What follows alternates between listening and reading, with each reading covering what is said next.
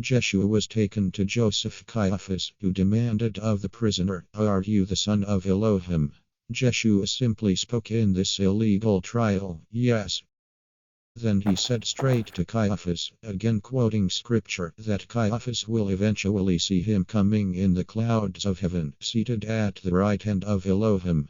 Caiaphas tore his robe illegally. Then in a rage he had those around him sentence Jeshua to death. He had claimed to be Elohim himself, and they don't believe him.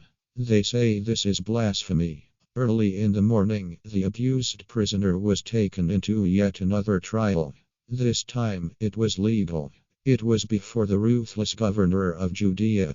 He questioned Jeshua personally and concluded that Jeshua must be innocent. But he sent Jeshua to the Tetrarch of Galilee, where Jeshua came from, Antipas.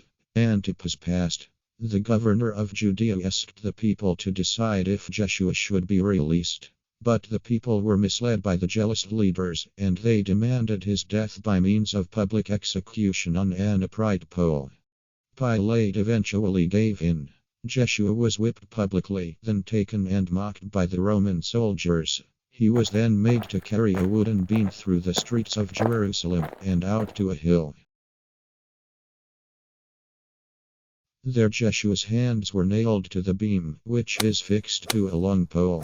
On this pole, the feet of Jeshua were also nailed to the wood.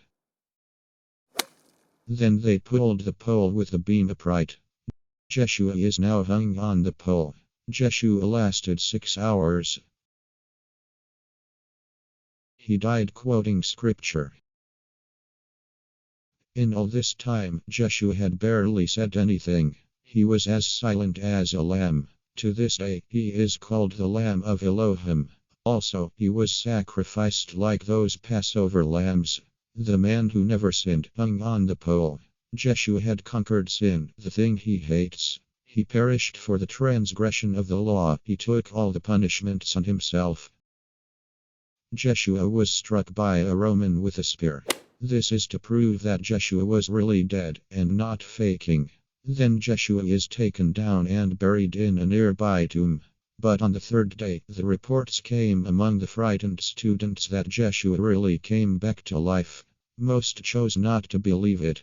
The beloved student, Jochanan, believed them. Cephas, however, was confused, that is, until he announced that he saw Jeshua come to life. Then Jeshua came to them. He showed them his nail marks on his hands, feet, and the spear mark on his side. They no longer doubted.